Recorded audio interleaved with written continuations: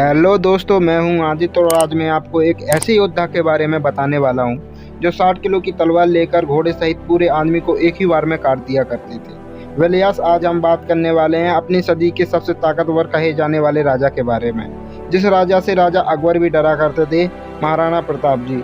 महाराणा प्रताप हमेशा एक बात कहा करते थे, चिंता को जो तलवार की नोक पर रख के लड़े वो राजपूत, जो अंगारों पर चले फिर भी मूंछों को ताव दे वो राजपूत, रेत की नाव लेकर समुद्र से शर्त लगाए वो राजपूत, और जिसका सर कट जाए फिर भी दुश्मनों से धड़ लड़ता रहे वो राजपूत। महाराणा प्रताप का नाम सुनते ही आपके मन में ये सवाल जरूर आया होगा, आखिर इनके जीवन में क्या महत्वपूर्ण बातें हैं जो हम सभी को जानना जरूरी है। तो इनका पूरा नाम महाराणा प्रताप सिसोदिया था। इनका जन्म 9 मई 1540 में कुंभलगढ़ दुर्ग पाली, राजस्थान में हुआ था। ये अपनी सभी भाइयों में सबसे बड़े थे, इसलिए ये उदयगढ़ मेवाड़ के राजा बने। इन्हें बहुत छोटी सी उम्र में ही अपनी जिम्मेदारियों का अनुभव हो गया था, इसीलिए इन्होंने बहुत छोटी सी उम्र में ही घुड़सवारी, तलवारबाजी, युद्ध का प्रशिक्षण लेना शुरू कर दिया था। इनके गुरु का नाम जयमल मेड़तिया था, जो बहुत ही वीर थे। जब बहलोल खान ने जयमल को युद्ध के लिए ललकारा तो महाराणा प्रताप ने युद्ध के दौरान ही बहलोल खान को घोड़े सहित 2 टुकड़ों में काट दिया।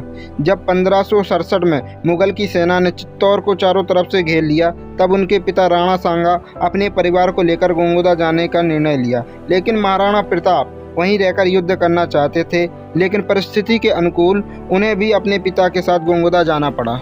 महाराणा प्रताप के समय अकबर दिल्ली का शासक था। उसकी रणनीति यही थी कि हिंदू राजाओं की शक्तियों को अपने अधीन कर उन पर शासन करना था।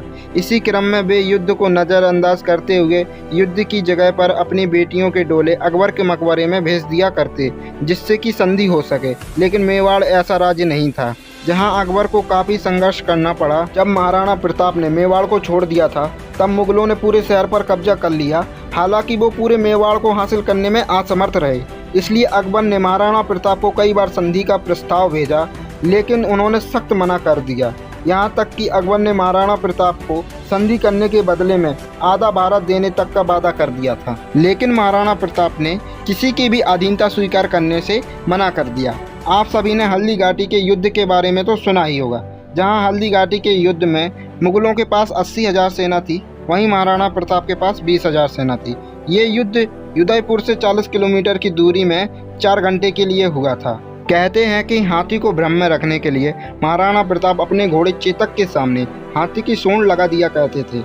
युद्ध में मानसिंह के हाथी ने चेतक को घायल कर दिया, फिर भी चेतक ने 28 फीट की खाई पार करके और अपने मालिक को दुश्मनों से बचाने के बाद अपने प्राण त्याग दिए। इसके बाद कई छोटे बड़े युद्ध हुए, जिसमें अकबर ने प्रताप को कभी नहीं हरा पाया। उसी बीच महाराणा प्रताप ने एक प्रण लिया, जब तक कि वो चित्तौड़ को पूर्ण स्वतंत्र नहीं करा लेते, वो घास के पत्तों पर ही खाना खाएंगे और घास पर ही सोएंगे। इसीलिए आज भी राजपूत उनके सम्मान में अपनी थाली के नीचे घास और अपने तकिए के नीचे घास रखकर सोते हैं। और इसी बीच 56 साल की उम्र में 19 जनवरी 1597 को उनकी मृत्यु हो गई। हेलो दोस्तों, ऐसे वीडियो और भी देखने के लिए हमारे चैनल को सब्सक्राइब कीजिए और अभी तक बेल आइकन को प्रेस नहीं किया तो प्रेस कर दीजिए।